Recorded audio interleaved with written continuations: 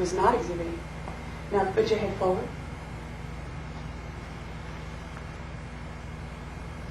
See, that's just sheer on the plate. As you go into a meditative state, sometimes your body just Yes. slumps a little Yes. bit. So you might have started off sitting up, but as you go Right. deeper and deeper, you kind of Right. you might slump down a little bit. So there might be a trend Right. on the thing that That will shows just that the demonstrate trend that. down, Absolutely. trend up. And I do have experimentalists that, and everyone's still, and all the conditions are saying, I'm running one person after another after another.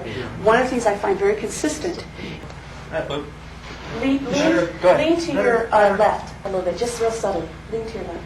Just a better thing that I was thinking about is instead of making him move, let's just say a various amount, instead of just like physically moving cause. Is that what you'd like to see?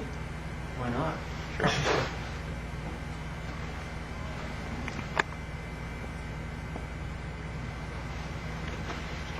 Did it move?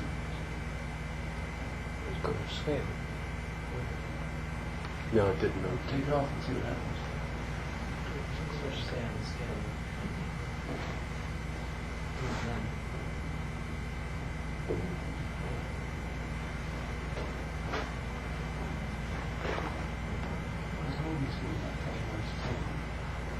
Yeah, but The scale here is smaller. Two. so that I mean, let's remember that, a real fine point here. It's supposed to do that. If it didn't, we'd be concerned that that the equipment was worse than it actually is, my whole point is that He's over 1,000 newtons. So he's So 1/3 full 1% scale. would be 10. Yeah, so he's 1/3 full scale of the load cell, the rated. It isn't. It is important. I'm just talking accuracy in general. But accuracy is not relevant. It's very dependent on. It isn't.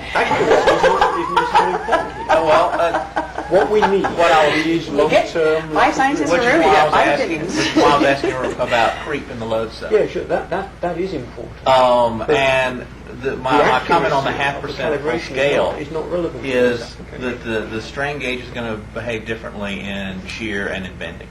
Well, And he is going to be changing that slightly, and it is completely believable, I think, that you'd get 0.25% to 0.5% changes. I'm wondering what other field activity might be going on right now. That's my question. It's like I'm not thoroughly convinced that this is That's either a way, is a gravitational effect engineering. and or is exclusively a Yes. gravitational effect. We've got an electrical device here.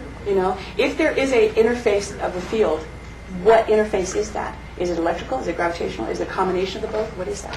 do you have shielded cables at all? I do have access. Go to dinner. Thank you. Thank you very much. I do sometimes shield the cables, yeah. But you got to understand that I'm not in a shielded environment anyway. I understand that, but shielding cables does reduce just a little bit the I noise, understand. and that makes it all. And the issue with shielding at all is a concern because I'm attempting to identify the interface with the environment, not shield from it. So at what point is it that this thing works sometimes? At what point is it that I actually do shield something?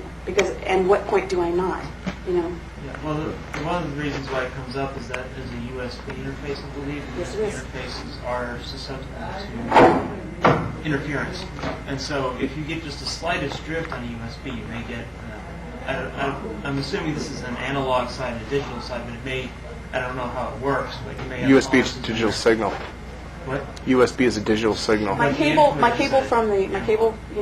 instrument is analog, of course. The cable to it feeds into a conversion device, which then turns it to digital. Well, I think Without knowing the analog to digital conversion, if you have a small change in the analog signal due to noise, it can result in a very large digital, because at some point... it's like, where's the moon? Because the moon's gravitational field could affect it. The problem is these are like third-order environments. Oh, absolutely. So all you need to do... Because see, he's out of here, I don't have to go home with him, I've seen experiments with yogis on, and they use a pulley or sling type of arrangement.